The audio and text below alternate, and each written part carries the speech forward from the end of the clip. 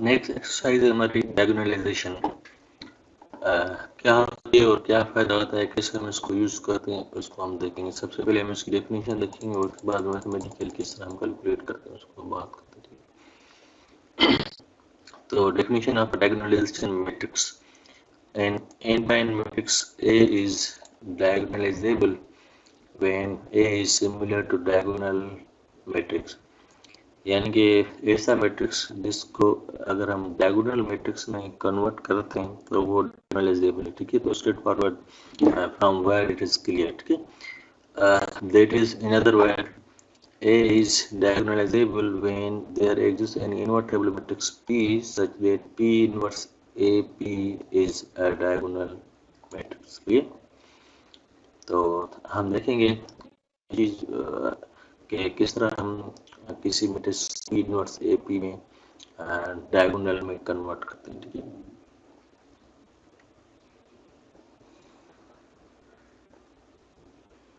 For example ये एक matrix है A और कोई P है इनवर्टेबल। P कैसे आया उसको हम बाद में डिस्कस करते, पहले आप इस डायगोनल मैट्रिक्स को समझें। ठीक है, तो P है और जैसे ही हमने इस P A और P को मल्टीप्लाई किया तो आपको ये मैट्रिक्स डायगोनल में कन्वर्ट हो गया। तो इसका मतलब नाउ A इज डायगोनल। ठीक है,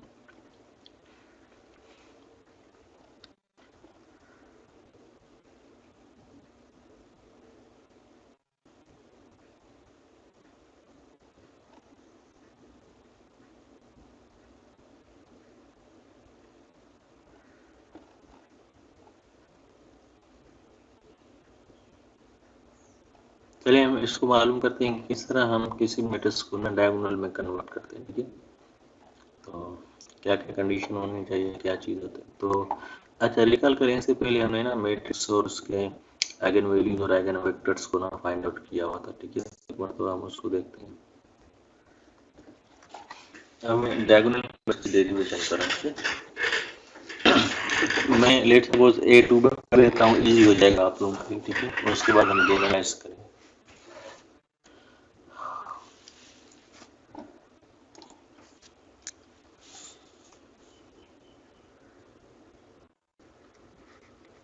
late A is matrix clear और lambda 1 and lambda 2 are two distinct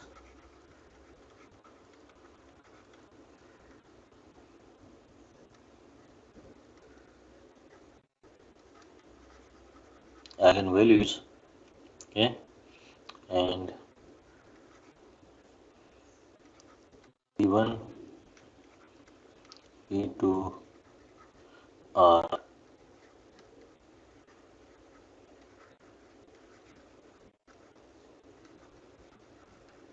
eigenvector respectively। Clear? It means A को अगर मैं V1 के साथ मल्टीप्लाई करूँ so this is same as lambda 1 times V1। Clear? और A को अगर मैं V2 के साथ मल्टीप्लाई करूँ this is same as 2 times V2। अब मैं इस मैट्रिक्स को अगर मैं इस तरह लिखूं, फॉर एग्जाम्पल मैं एक मैट्रिक्स बनाना चाहता हूँ दोनों वेक्टर्स का, A times V1 A times V1। आपको पता है ये 2x2 मैट्रिक्स बनेगा क्योंकि ये कॉलम 1 बनेगा और ये कॉलम 2 बनेगा। सही, या फिर इसको मैं इस तरह लिख सकता हूँ A टाइम्स V1, एक वेक्टर बड़ा है कॉलम में और दूसरे कॉलम में V2 पड़ा हुआ है। ठीक है, तो आपको पता है कि ये सेम है। जैसे मैं मल्टीप्लाई करूंगा दो मैट्रिक्स प्रोडक्ट, आपको पता है कि इस पहले मैट्रिक्स को इनके कॉलम के साथ मल्टीप्लाई करेंगे सो बोथ आर सेम। सो आपको पता है कि what is A times V1, this A times V1 is nothing, that is lambda 1 times V1 clear, क्योंकि आइगन वेक्टर्स हैं ये, और ये a टाइम्स, सॉरी ये v2 है, ठीक है, a टाइम्स v2 क्या होगा, लैम्डा टाइम्स v2, तो ये अगेन कॉलम मिलेंगे आपको, ठीक है। अच्छा, this can be also written as, तो अगर मैं इसको इस तरह लिखूं, मैं अब इसको इस तरह अगर मैं लिखना चाहूँ, फॉर एग्जाम्पल ये एक वेक्टर v1 है और ये वेक्टर v2 है, सही है, 2x2 मैट्रिक्स, ठीक है, और इसको मैं आइगन वैल्यूज का एक मैट्रिक्स बना, तो ये आता है, मतलब ये हो जाना है लैम्डा 1 0 0 लैम्डा 2, सही है। तो आप लोग देखें, अगर जैसे मल्टीप्लाई करो तो लैम्डा 1 का first column of this matrix and 0 means nothing from second column, ठीक है, वैसे ही nothing from first column and lambda 2 times second column, so in fact you will get this same matrix, clear. तो both are equal, क्योंकि ये भी column है और ये कॉलम है, तो इनको मल्टीप्लाई करेंगे तो आपको उसी तरह मिलेंगे, ठीक है। अगर चाहें तो थोड़ा रफ वर्क करके ना इसको चेक कर लीजिए, ठीक है। तो आप देखें हमने कहाँ से शुरू किया था और कहाँ तक ख़त्म किया था, ये वाली वैसी इक्वेशन मैंने उठाई थी, a टाइम्स v1 v2, और यहाँ तक हमने ख़त्म की, ठीक है। तो इसको समराइज अगर करूँ तो ये हो जाएगा, मैट्रिक्स है कोई 2x2 a, उसको मैंने आइगन वेक्टर्स के साथ मैंने मल्टीप्लाई किया, तो जवाब में आया आइगन वेक्टर, और ये 2x2 है, डायगोनल है, जिसमें डायगोनल में जस्ट आइगन वैल्यूज पड़े हुए, ठीक है।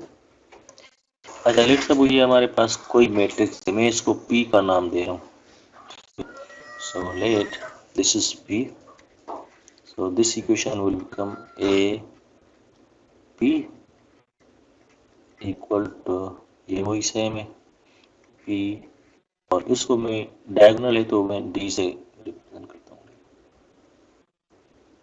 ठीक है। तो P क्या है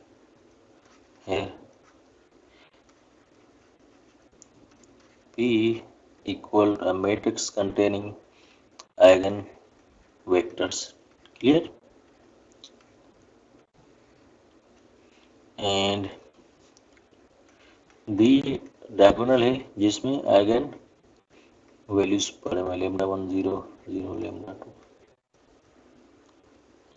ठीक है। तो ये वाली इक्वेशन है जिसमें हम डायगोनल मैट्रिक्स इजीली फाइंड कर सकते हैं। Now for example AP equal to PD, और आपको बताया कि ये रियल और डिस्टिंक्ट वैल्यूज थे, तो इसका मतलब ये होगा कि आइगन वेक्टर्स जो है ना भी इंडिपेंडेंस होंगे, तो इंडिपेंडेंस होंगे तो इसका मतलब P इनवर्टिबल होगा, ठीक है। यार P is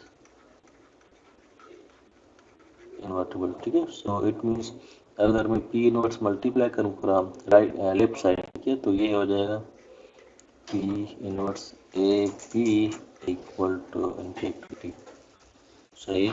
so this is equation that is for diagonal matrix। ये तो आपने देखा होगा कि जो बुक वाला कह रहा था कि आप इसको डायगोनल, मतलब ये डेफिनेशन है जो मैंने ऑलरेडी दी है, ठीक है, कि A is diagonal if we find P such that P inverse AP equal to D। D क्या है, आइगन वैल्यूज का मैट्रिक्स है, और P क्या है, आइगन वेक्टर्स का मैट्रिक्स है, ठीक है। तो चलिए हम इसको ना करते हैं कोई एग्जाम, अगर आप चाहें तो सही है। तो मैं देखता हूँ कोई इसका मैट्रिक्स हो, या चले पहले इसको स्टेप्स को फॉलो करते हैं, उसके बाद हम एक्सरसाइज से कोई क्वेश्चन उठा, ठीक है।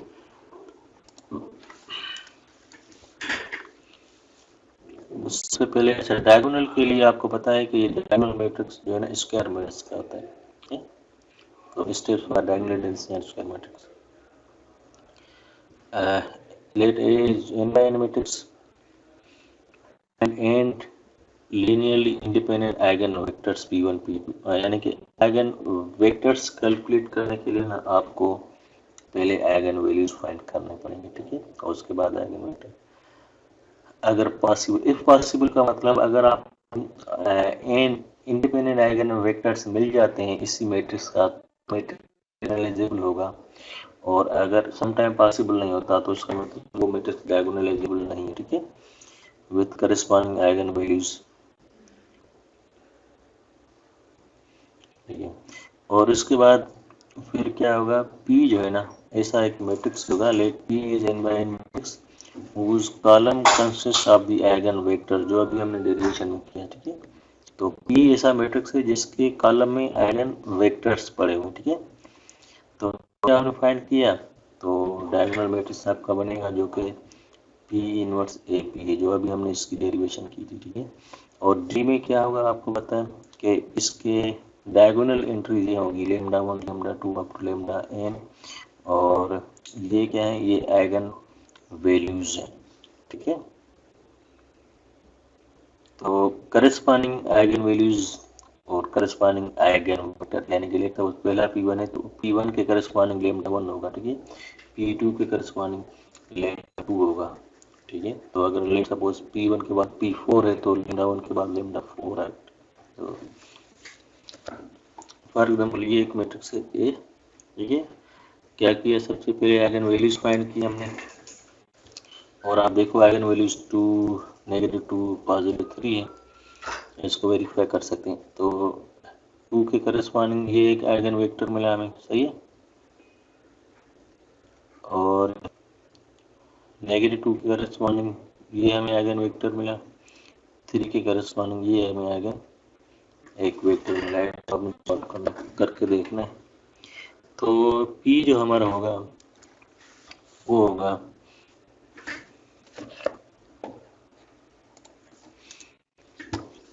मतलब P is containing eigen vectors. तो अगर ये V1 है या P1 की, चले V1 लिखता हूँ, V1 V2 V3 ये हमारा P।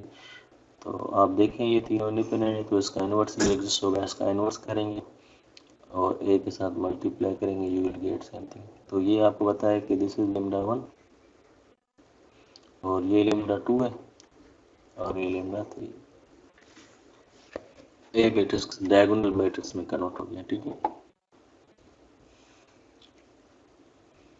अच्छा काउंटर एग्जाम्पल है कि लेट्स सपोज ये आपके पास मैट्रिक्स है 1 2 0 1, तो डायगोनल है, सॉरी ये आपका ट्रायंगुलर है, लेमडा 1 और लेमडा 2 की वैल्यू आपको पता है वही सेम डायगोनल होंगे जो कि 1 है इस केस में ना, तो एक ही आइगन वैल्यूज मिला है। तो जैसे एक आइगन वैल्यूज के करस्पॉन्डिंग आइगन वेक्टर फाइंड करेंगे, तो ये मिला है, इसको सॉल्व करेंगे तो T0 T का मूल्य तो 1 0, यानी एक वेक्टर मिला हमें 1 0। तो इस एक वेक्टर से आपको पता है कि P किस तरह बनाएंगे और इसका एन होता है एग्जिस्ट नहीं करेगा, क्योंकि अगर इन दो को, क्योंकि V1 इस केस में ये है तो V2 भी वही होगा सेम, ठीक है। तो ये मैट्रिक्स बनेगा इनफैक्ट 1 0 1 0, और आपको पता है कि अब इसके कॉलम जो आइगन वेक्टर्स हैं वो डिपेंडेंट है, इंडिपेंडेंट नहीं है। तो this P is not why because invertible. तो हम इस इक्वेशन को सॉल्व नहीं कर पाएंगे, P इनवर्स टाइम्स AP, ठीक है, this wrong. So it means कि this is a counter example where A is not diagonalizable, ठीक है। तो हम कहेंगे A इज नॉट डायगोनलाइजेबल। तो अगर आपको डायरेक्ट मालूम करना चाहते हैं कैसे पता चले कि वो डायगोनलाइजेबल है या नहीं, तो सम एक सफिशिएंट कंडीशन है, this is not necessary. Sufficient condition इस तरह है कि आप देखें अगर n के पास डिस्टिंक्ट आइगन वैल्यूज हैं, ठीक है, मतलब डिफरेंट है, सारे सेम नहीं, जिस तरह इस प्रीवियस एग्जांपल में 1 1 से मिल रहा था तो काउंट एग्जांपल था, तो डिस्टिंक्ट आइगन वैल्यूज आ जाते हैं। ठीक है, तो फिर आप कह सकते हैं कि हर एक अलग अलग आइगन वैल्यूज के करस्पॉन्डिंग हमें डिफरेंट आइगन वेक्टर्स मिलेंगे जो कि इंडिपेंडेंट्स होंगे आपस में। ठीक है, हेंस ए इज डायगोनलाइजेबल। मगर लाजमी नहीं है, आप देखें कि मतलब अगर डिस्टेंस ना भी हो ना, फिर भी हमें इंडिपेंडेंट आइगन वेक्टर्स मिल सकते हैं। मतलब वो केस टू केस वेरी करता है, मगर ये सफिशिएंट कंडीशन है कि अगर आपके पास डिफरेंट आइगन वैल्यूज होंगे तो फॉर श्योर ए डायगोनलाइजेबल होगा। ठीक है, हाँ अगर डिस्टिंक्ट आइगन वैल्यूज नहीं है तो फिर आपको ना चेक करना पड़ेगा। This is not necessary condition, this only sufficient condition. तो ये इसकी इम्प्लीकेशन ट्रू है, मगर इसका रिवर्स या फिर इसको आप देखें कि हम बहुत सारे एग्जाम्पल करेंगे तो आपको पता चल जाएगा। ठीक है, तो कि किस तरह इसको होता है। तो ओवरऑल सफिशिएंट कंडीशन ये है कि डिस्टिंक्ट रूट्स अगर आ जाते हैं कैरेक्टरिस्टिक इक्वेशन का डायगोनलाइजेबल। ठीक है,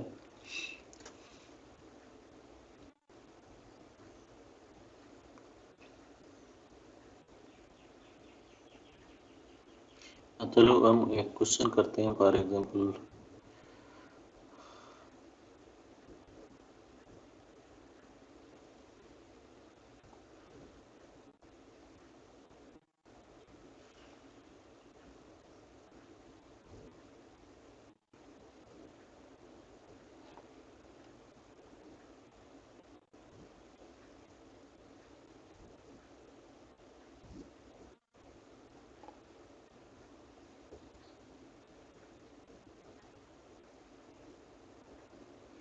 अच्छा, इसको किस तरह हम यूज़ करते हैं।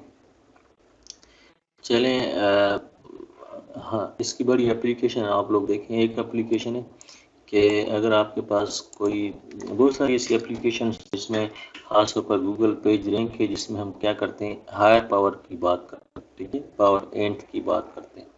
तो इसमें इस आइगन वैल्यू आइगन वेक्टर का बड़ा यूज है इनके डायगोनलाइजेशन। फॉर एग्जांपल A6 करें या A5 करें, A8 करें या A7 अगर मालूम करना चाहते हैं तो मैन्युअली आपको पता है this is very difficult in time taking. ठीक है, और आपको पता है कि अगर हम इसको किसी लैंग्वेज के थ्रू करें तो कंप्यूटेशनल टाइम ज़्यादा हो जाता है अगर मैट्रिक्स डायगोनलाइजेबल ना हो।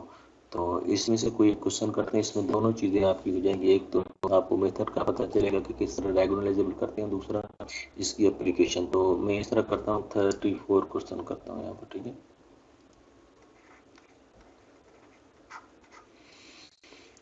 सबसे पहले डायगोनलाइजेबल चेक करते हैं। तो आइगन वैल्यूज के लिए मैं सॉल्व करूँगा determinant of A minus lambda R को 0 के बराबर करूँगा। ठीक है, ए आपको पता है ये है 1 3 2 1, तो ये हो जाएगा 1 माइनस लेमडा 3 और 2 same 0 minus lambda means minus lambda. तो इसका डिटर्मिनेंट के बराबर किया है 1 minus lambda times negative lambda negative 6 equal to 0। तो ये हो जाएगा negative lambda plus lambda square minus 6 equal to 0। सही है, तो in other word lambda square minus 6 minus lambda equal to 0। तो ये आपको बताया this is known as characteristic equation. ठीक है,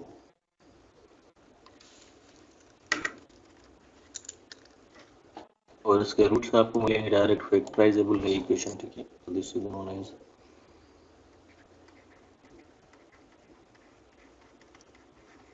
polynomial characteristic equation of degree 2. ठीक है, so this can be lambda square minus lambda minus 6. So this can also be written as lambda square minus 3 lambda plus 2 lambda minus 6.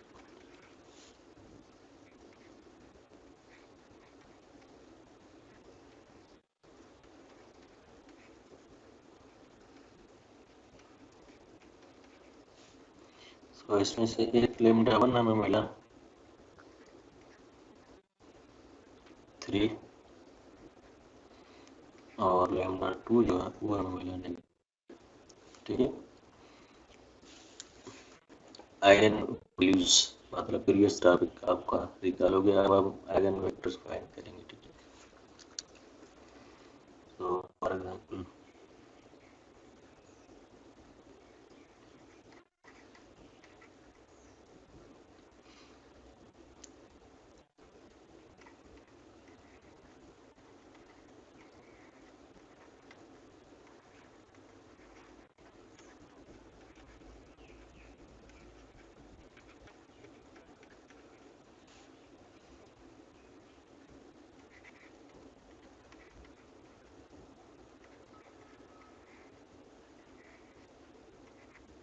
इसको इस तरह solve करेंगे, recall करेंगे previous topic. ठीक है, तो a माइनस लेमडा a क्या था 1 माइनस 3, so 1 minus 3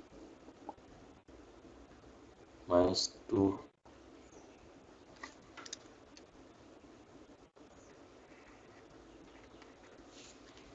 और सेकंड का नंबर होगा 3 से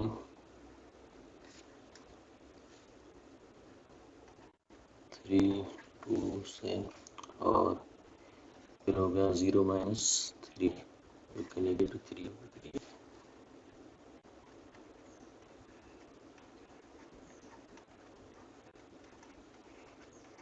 नॉन जीरो चाहिए। ठीक है, तो अगर मैं दोनों रो को ऐड करूं, ठीक है, तो -2 फिर और ये 0 हो जाएगी। यू विल गेट -2 3 2 0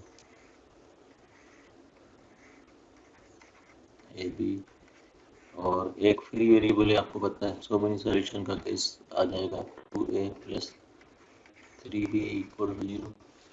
ठीक है, तो let's suppose b equal to t any real number. सही है, a क्या होगा but not zero.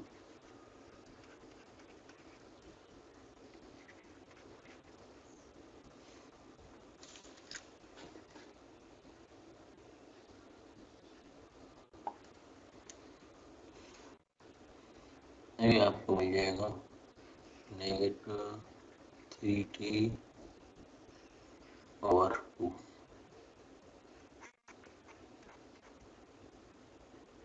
Over -2 sorry, ये हो जाएगा 3 ओवर 2t।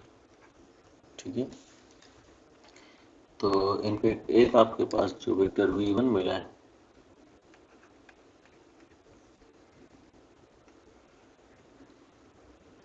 ओवर 2 और t,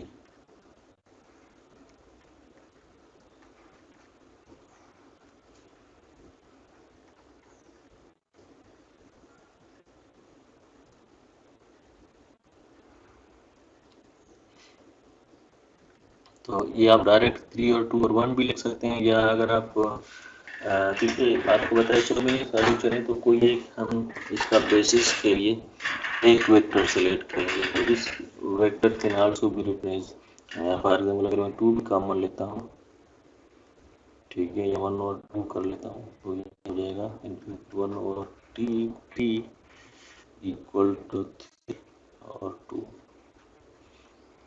और बोथ आर सेम। तो ये 1 और 2t भी तो कोई रियल होगा, t हो या 1 और 2t है, जैसे बेसिस में से हमने सेलेक्ट किया है इंटीजर नंबर, इजी हो जाएगा कैलकुलेशन आप लोगों के लिए।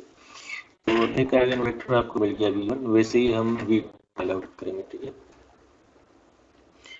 जो कि करस्पॉन्डिंग होगा -2 के। सही है,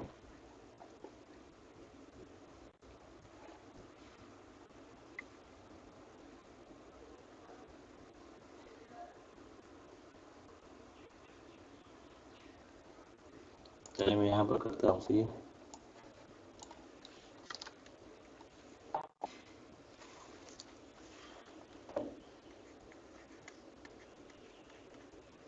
जिसके दो कंपोनेंट ले सपोज सी डी कर लेता हूँ। सही है, इज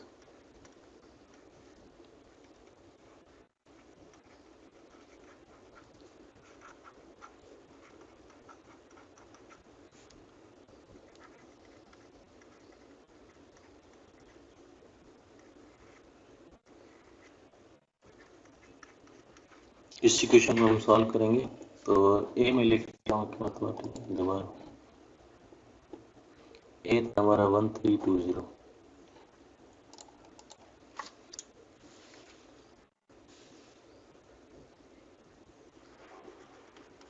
1320। तो जैसे ही ये -2 इसमें से मैं सेपरेट करूँगा मेन डायगोनल में तो ये मैट्रिक्स हो जाएगा 1 + 3 3 2 7 0 -2 -2।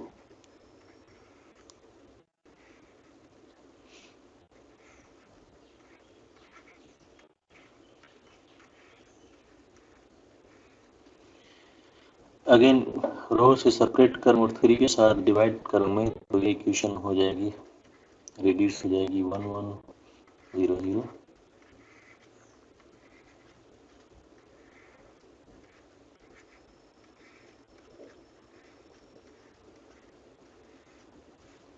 तो अगेन डी फ्री वेरिएबल है तो आपके पास ये जो आइगन वेक्टर आएगा x2 v2 जो मिलेगा हमें t1 -1 आएगा। सही है। अगर आप इसको सॉल्व करें तो ये c + d = 0।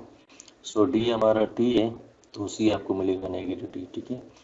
t is any real number but क्योंकि हमें v नॉन जीरो चाहिए तो t can not equal to 0 any real number. So in other word अगर हम बेसिस की बात करेंगे तो ये एक मैट्रिक्स मिला हमें -1 1। सही है। तो t जो हमें मिला मतलब यहाँ तक आप पता है कि हमने क्या किया है आइगन वैल्यूज और आइगन वेक्टर्स हमने डिटरमाइन किया हुआ है। ठीक है। अब हम हमारा क्वेश्चन इनके दिया था कि आपने ना ए पावर 7 फाइंड आउट करना है। तो फिलहाल मैं आपको किसी भी जैन पावर की या nth पावर की मैं बात करूंगा उसके बाद ए पावर 7 भी इजीली कैलकुलेट करेंगे। ठीक है। तो एक एप्लीकेशन है आइगन वैल्यूज की कि हम क्या करते हैं कोई भी हायर पावर हम इजीली फाइंड करते हैं। ठीक है।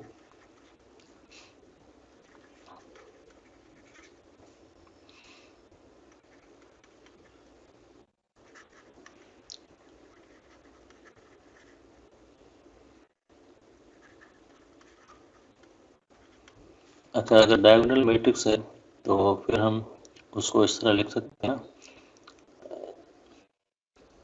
ना फॉर एग्जांपल जो ए था वो हमने क्या किया था ए को पी के साथ मल्टीप्लाई किया था तो वो बना था पी टाइम्स डी। याद होगा आप लोगों को। ठीक है। तो अदर वर्ड अगर मैं पी की इन्वर्टेबल है तो इन्वर्स मल्टीप्लाई करूं तो ए जो बराबर होगा हमारे पास वो होगा P times D times P inverse. ठीक है। अब मैं ए स्क्वायर की बात करूंगा। ठीक है। तो दिस वेरी इंटरेस्टिंग आप देखना कि ए स्क्वायर किस तरह मैं मालूम करता हूँ ये आपको पता है प्रीवियस। तो A square will equal to P D P inverse times P D P inverse क्योंकि आपको पता है ए स्क्वायर बराबर होता है ए टाइम्स ए और आपको पता है ए जो है ना वो पी डी पी इनवर्स के बराबर है। अब इसे मल्टीप्लाई करेंगे what will become P inverse times P तो ये हो जाएगा P D P inverse times P. अगर ब्रैकेट को ओपन करेंगे तो आपको पता है कि इनवर्स और उसकी मैट्रिक्स की प्रोडक्ट आइडेंटिटी होती है और आपको पता है आइडेंटिटी मल्टीप्लाई करेंगे किसी मैट्रिक्स के साथ तो इनफैक्ट उस मैट्रिक्स में कोई फर्क नहीं पड़ता तो ये आ जाएगा डी टाइम्स डी। तो D times D will equal to D square और कल करें डी डायगोनल मैट्रिक्स से। ठीक है।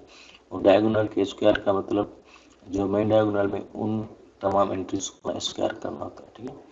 अच्छा अगर मैं ए क्यूब फाइंड करूं तो ए क्यूब आपको पता है पी स्क्वायर टाइम्स सॉरी ए स्क्वायर टाइम्स ए के बराबर होता है।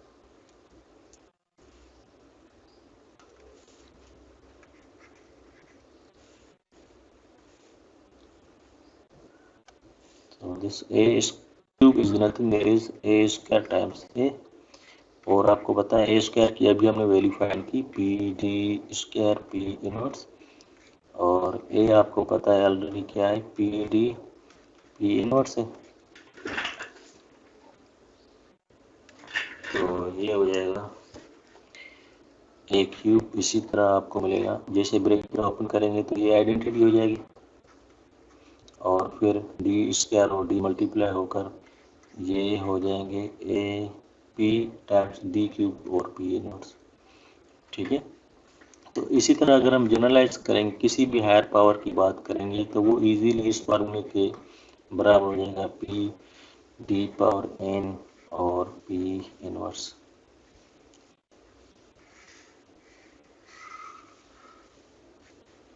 ठीक है।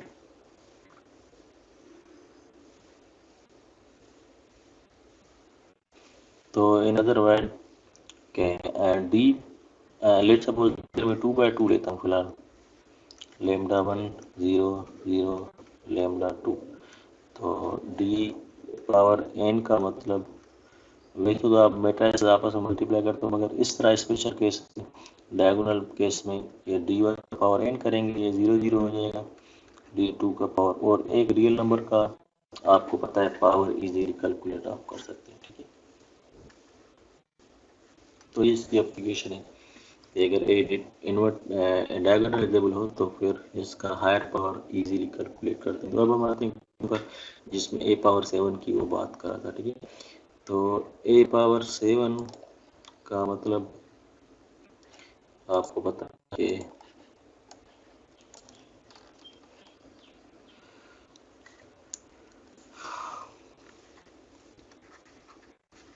ए पावर एन आपको पता है क्या होता है, P D power N P होता है। तो ए पावर 7 जो होगा वो होगा P D power 7 P inverse. अच्छा, आपको पता है कि ए क्या है, ए गिवन है क्वेश्चन में। ठीक है। तो लेट मी चेक, ए था 1320।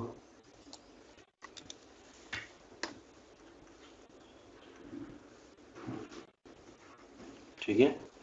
और पी क्या था, पी हमने अभी मालूम किया है, जो कि मेन डायगोनल में उस सॉरी कॉलम में इसके आइगन वेक्टर्स होते हैं। ठीक है। तो ये जो पी है वो अभी हमने कैलकुलेट किया था, V1 सॉरी अभी हमने कैलकुलेट किया था, और V2 अभी, इससे पहले V1 देखें, V1 वाज 32 सही है। तो पहला V2 और दूसरा कॉलम V2 जो मालूम किया था हमने वो -1 और 1।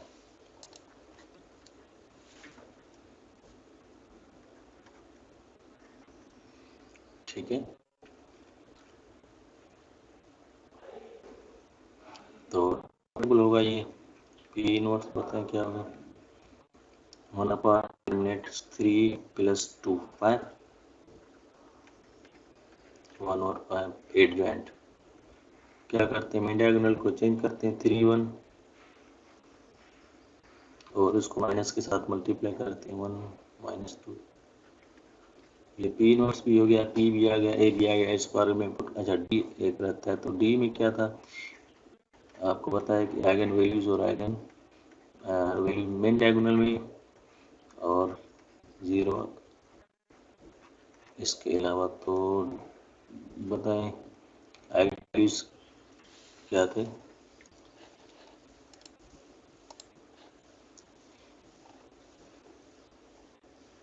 3 - 2।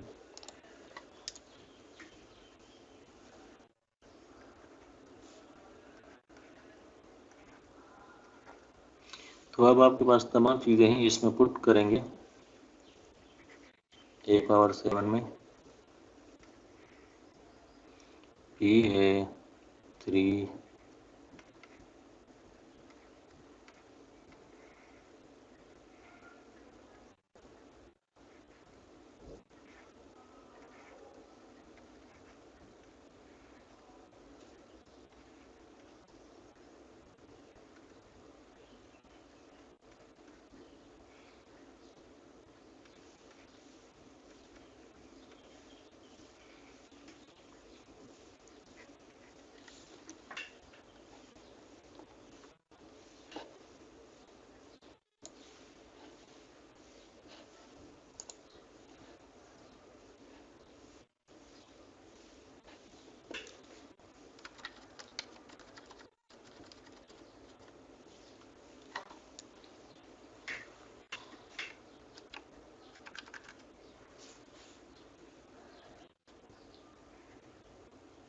अच्छा 1/5 को मैं अगर आगे मल्टीप्लाई करता हूँ यहाँ पर, ठीक है, कोई फर्क नहीं पड़ता। 3 -1 2 1 और 3 पावर 7 0 -2 पावर 7, ठीक है, 1 1 -2 3।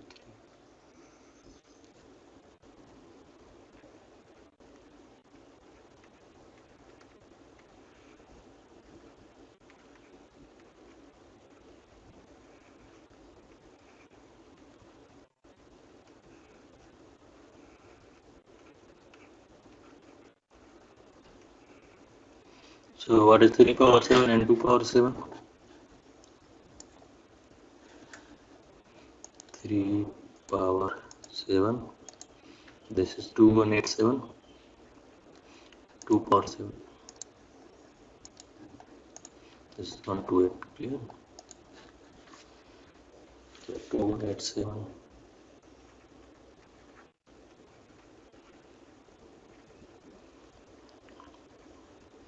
-1। तो एसोसिएट प्रॉपर्टी होल्ड की आप चाहें तो पहले इन दोनों को मल्टीप्लाई करें, इन दोनों को मल्टीप्लाई करें, क्लियर? सेम एज 1/2 3 -1 2 1 टाइम्स, चलो मैं इन दोनों को मल्टीप्लाई करता हूँ। 287 टाइम्स 0 0 टाइम्स 287 टाइम्स 1 0 टाइम्स -2, तो ये हो जाएगा 2187। इसी तरह same row second column 2187 times 1 और 0 टाइम्स 3, तो same 2187 0 times 1 -2 times 128 128 times 2 128 times 2 256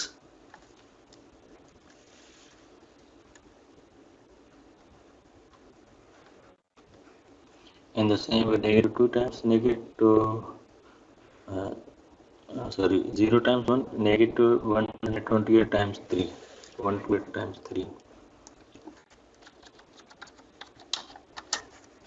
384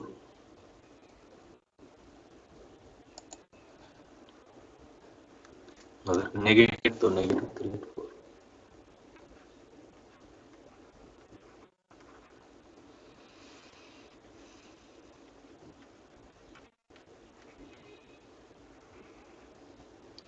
Okay, 3 times 128 minus 1 times 256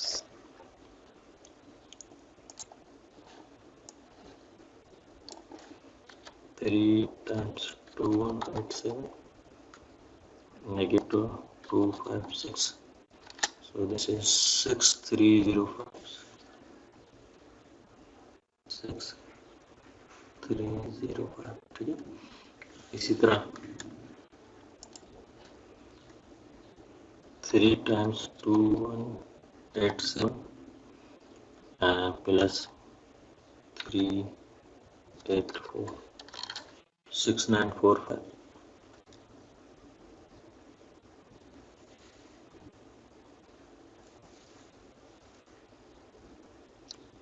6945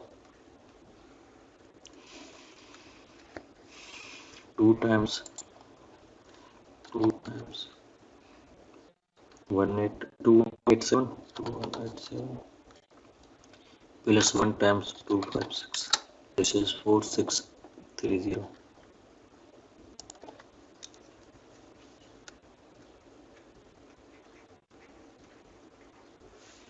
Finally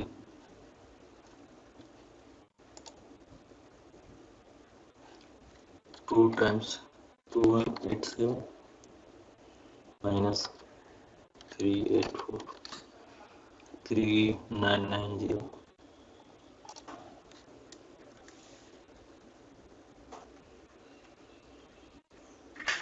और एट दी एंड हम इसको 5 से डिवाइड करेंगे।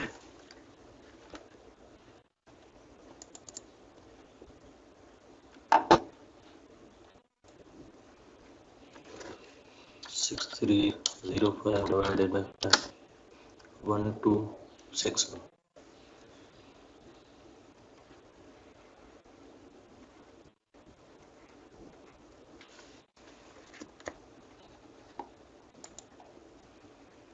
1389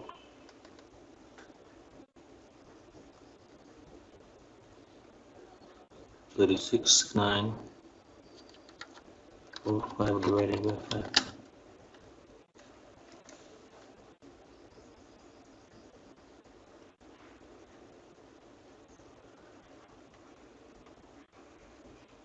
इसको करेंगे 4630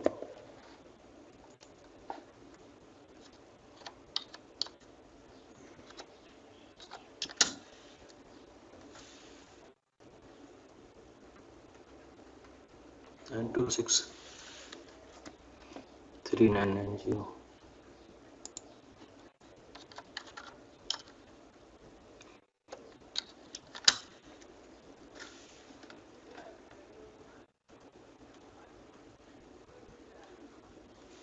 So this is a power 7. ठीक है, तो आप देखें कि किस तरह हमने इजीली हायर पावर को, अच्छा ये तो पता आप लोग मैन्युअली करके इसको चेक कर सकते हैं, ठीक है, मगर जब ये डायगोनलाइजेबल ना हो फॉर एग्जाम्पल, ठीक है, तो फिर ए पावर 7 को कैलकुलेट करने के लिए आप क्या करेंगे, सबसे पहले ए को ए के साथ मल्टीप्लाई करेंगे स्क्वायर, फिर उस स्क्वायर को स्क्वायर के साथ करेंगे तो आपको पावर 4 मिलेगा, और फिर आप उसको ए क्यूब के साथ करेंगे तो फाइनली मतलब इस तरह करके ना आप लोग पावर 7 कैलकुलेट करते हैं एज यूजुअल। मगर ये तो फिर भी इजी, हम बहुत सारी एप्लीकेशन में जब लॉन्ग टर्म या फिर आपके पास जो एक्सपोनेंशियल ग्रोथ होती है, ठीक है, या गूगल पेज रैंक, हम क्या कर रहे होते हैं, आप लोगों ने देखा होगा कि ए पावर एन कैलकुलेट करते हैं वेयर एन जो है ना वो इनफिनाइट है, इंटेंशन इनफिनिटी, तो ये इस मेथड से ना मैन्युअली मुश्किल है, मतलब सम टाइम इम्पॉसिबल होता है, ठीक है, तो ये पॉसिबल हो जाता है जब हम इस आइगन वैल्यूज और आइगन वेक्टर्स को ना यूज करके डायगोनलाइज करते हैं, तो हायर पावर हमारे लिए आसान होगा। और बहुत सारी लैंग्वेज में जो मैट्रिसेस का पावर है वो उसके बैकग्राउंड में eigen values eigen vector use होते हैं, ताकि हमारी कंप्यूटेशनल टाइम जो है ना वो कम होता है। मतलब आपको दो स्टूडेंट से फॉर एग्जांपल वो एक पावर 7 को इस तरह कैलकुलेट कर रहा है, दूसरा इसमें eigen values eigen vector calculate करता है, तो इसका ज़्यादा टाइम होगा और दूसरे का कम होता है। तो ये बड़ा इम्पोर्टेंट होता है कि हम ऐसे प्रोग्राम ऐसी लैंग्वेज को प्रेफर करते हैं जिसमें कंप्यूटेशनल टाइम जो है ना वो कम से कम हो, ठीक है, तो ज़्यादा फास्ट हो, या फिर हम डिफरेंशियल इक्वेशन में यूज़ करते हैं कन्वर्जेंस वगैरह वगैरह तमाम, तो बहुत सारी एप्लीकेशन है, बड़ा इंपॉर्टेंट टॉपिक है, इसको डिटेल में आपने पढ़ना है। तो I hope this is enough for today. आप लोग इसी एग्जांपल को ज़हन में रखते हुए ना आप आगे क्वेश्चंस करेंगे, ठीक है।